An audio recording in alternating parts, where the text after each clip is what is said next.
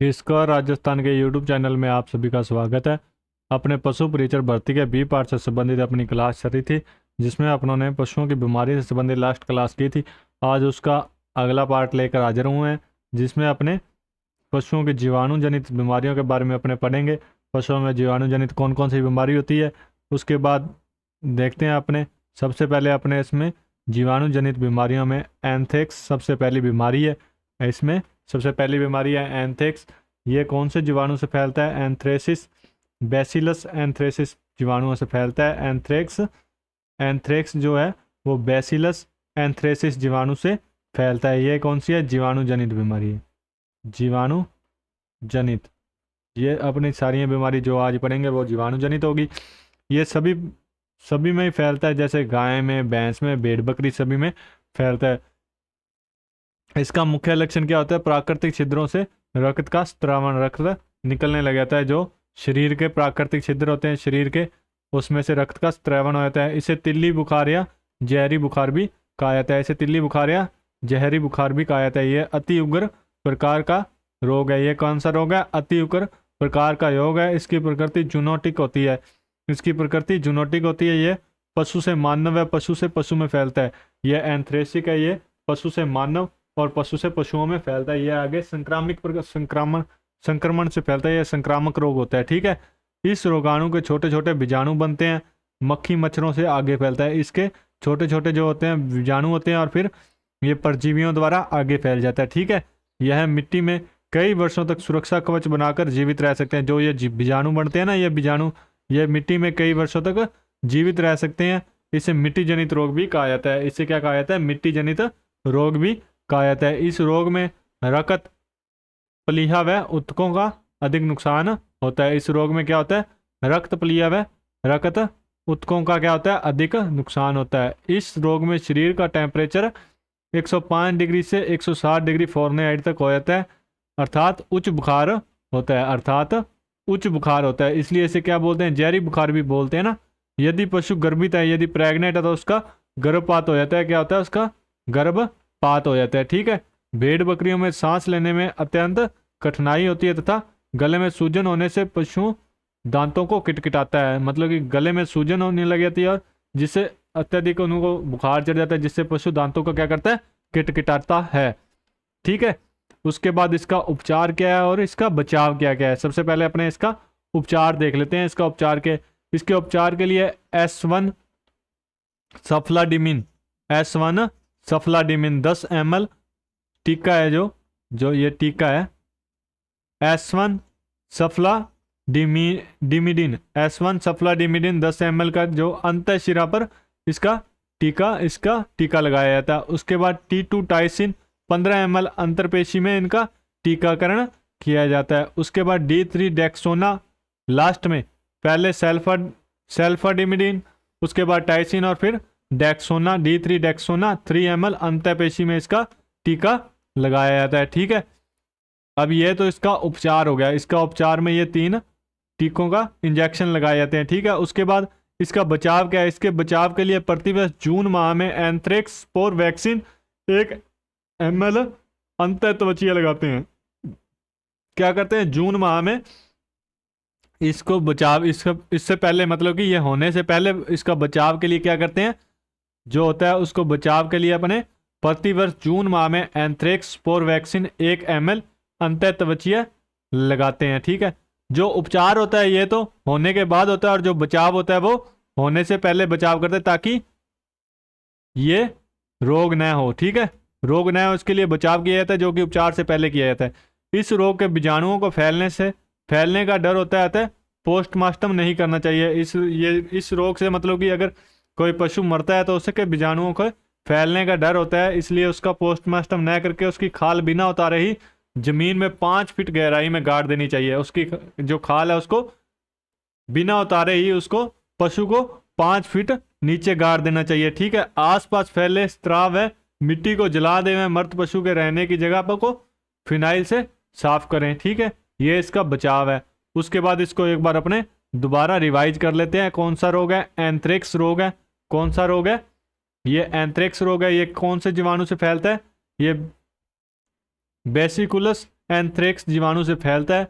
यह मर्दा जनित रोग है क्योंकि इसमें मिट्टी में बीजाणु होते हैं जो इस रोग के बीजाणु बनते हैं जो मिट्टी में कई वर्षों तक रह सकते हैं, इसलिए इसे मर्दा जनित रोग कहा जाता है। प्रतिवर्ष इसे बचाव के लिए प्रतिवर्ष जून में प्रथम टीका गाय के 6 से 8 माह की उम्र में लगाते हैं। ठीक है, उसके बाद उसका उपचार है STD, ये याद रखना है। सल्फाडिमिडिन, टाइसिन और डेक्सोना, ये 3 टीके लगाए जाते हैं। ठीक है, इसमें बीजाणु बनते हैं इसलिए इनका पोस्टमार्टम नहीं करते। अगर कोई मर जाता है तो उसे जमीन में गाड़ दो। तिल्ली स्प्लीन में सूजन आ जाती है। प्राकृतिक छिद्रों में क्या होता है, खून आने लग जाता है पशु के प्राकृतिक छिद्रों में जो शारीरिक छिद्र होते हैं शरीर के। उसके बाद इसमें बुखार उच्च होता है 106 डिग्री फ़ारेनहाइट तक। ये पैराक्यूट है, ये तुरंत असर दिखाता है, मतलब कि तीव्र जल्दी। उसके बाद इसकी तिल्ली, गिल्टी, जहरी बुखार, वुड शोल्डर, ये सब इसका नाम है, एंथ्रेक्स के नाम है। उसके बाद अगला अपने देखते हैं, अगला BQ ब्लैक क्वार्टर, इसे लंगड़ा बुखार भी कहा जाता है। ये भी जीवाणु जनित रोग है। BQ जीवाणु जनित रोग है, इसे लंगड़ा बुखार कहा जाता है। क्लोस्ट्रीडियम चेवियाई जीवाणु द्वारा फैलता है। ये क्लोस्ट्रीडियम चेवियाई जीवाणु द्वारा फैलता है। स्थानीय भाषा में इसे जहरबाद, चुरचुरिया, फड़ सूजन व लंगड़ी बुखार भी कहा जाता है। स्थानीय भाषा में इसे जहरबाद, चुरचुरिया, फड़ सूजन व लंगड़ी बुखार भी कहा जाता है। शरीर में जहर फैल जाता है। शरीर में क्या होता है, जहर फैल जाता है। 4 माह से 3 वर्ष के पशु में इस रोग के अधिक ग्रस्त होते हैं। 4 माह से लेकर 3 वर्ष के पशु इस रोग से ज्यादा ग्रस्त होते हैं। ठीक है, गर्दन, कंधे व पीछे वाले पैरों के ऊपर पुट्ठे में सूजन आने लग जाती है। क्या होता है, गर्दन, कंधे व पीछे वाले पैरों के ऊपर पुट्ठे में सूजन आने लग जाती है। बरसात के मौसम में अधिक होता है ये लंगड़ा बुखार, बरसात के मौसम में अधिक होने का इसका आसार होता है। इसके बाद इसका उपचार क्या है, इसका उपचार, इस रोग में प्रेडेनिसोलोन के 15 ml इंजेक्शन अंतरपेशी में दिए जाते हैं, अंतःपेशी में दिए जाते हैं, जो कि सूजन को कम करता है। ठीक है, सूजन को कम करता है। इसमें penicillin PPF procaine penicillin fort के 80 लाख यूनिट के 10 ml इंजेक्शन लगाए जाते हैं। ठीक है, पेनिसिलिन के 80 लाख यूनिट के 10 ml इंजेक्शन लगाया जाता है। इसमें 10 ml डेक्सोना के अंतःपेशी इंजेक्शन लगाए जाते हैं। यह स्टेरॉयड होते हैं जिससे शरीर की ताकत व उत्तेजना उत्पन्न करते हैं। जो डेक्सोना होता है ये शरीर में क्या करता है, ताकत और उत्तेजना उत्पन्न करता है। इसमें बुखार उतारने के लिए नीमोवेट इंजेक्शन 15 ml अंतःपेशी को दिया जाता है। बुखार उतारने के लिए नीमोवेट इंजेक्शन दिया जाता है 15 ml अंतःपेशी में। ठीक है, इसका अब बचाव देख लेते हैं, क्या क्या बचाव करना चाहिए। पहले ही वो अपनों ने पहले आपको उपचार बताया था, अब इसका बचाव। इस रोग के बचाव के लिए प्रतिवर्ष जून में BQ का 5 ml अंतःपेशी में टीका, BQ का 5 ml अंतःपेशी में टीका लगाया जाना चाहिए। अभी वर्तमान में BQ के साथ HS का टीका संयुक्त रूप से 2 ml उपत्वचीय लगाया जाना चाहिए। वर्तमान में क्या है, BQ का HS का टीका, BQ के साथ HS का टीका 2 ml उपत्वचीय लगाना चाहिए। ठीक है, HS BQ FMD का टीका 2 ml गहरा उपत्वचीय में दिया जाना चाहिए। ठीक है, ये इसके बचाव के उपाय हैं। ठीक है, अब इसको एक बार अपने पूरे को क्या कर लेते हैं, रिवाइज कर लेते हैं। ठीक है, ये कौन सा है, इसका नाम है लंगड़ी बुखारिया BQ। ठीक है, लंगड़ी बुखारिया BQ, ये क्या है, जीवाणु जनित रोग है। क्या है, जीवाणु जनित रोग है। इसका कारक का क्या नाम है, कोलेस्ट्रीडियम चोवियाई जीवाणु, कोलेस्ट्रीडियम चोवियाई जीवाणु। इसके उपनाम क्या है, इसका उपनाम है जहरबाद, चुरचुरिया, लंगड़ी बुखार। उपनाम क्या है, जहरबाद, चुरचुरिया और लंगड़ी बुखार। इसमें क्या होता है, गर्दन, कंधे व पिछले पैरों में सूजन आ जाती है। गर्दन, कंधे व पिछले पैरों में सूजन आ जाती है। सूजन के कारण पशु क्या करता है, लंगड़ाकर चलने लगता है। ये कैसे फैलता है, दूषित जल व चारे से फैलता है। ठीक है, इसमें रक्त कोशिकाएं व मांसपेशियों में सड़न होने लगती है।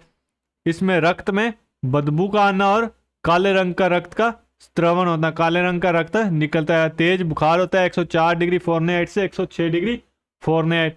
इसका उपचार क्या है, इसका इलाज क्या है, प्रेडिसिनोल, पेनिसिलिन, डेक्सोना और नीमोवेट, ये चारों क्या है, इंजेक्शन लगाए जाते हैं जब इंजेक्शन।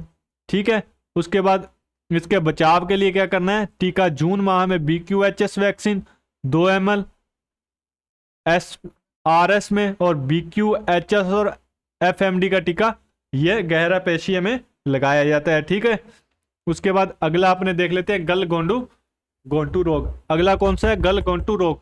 इसका अन्य नाम क्या है? पास्चुरेला शिपिंग, पास्चुरेला, 2 मिनट रुको।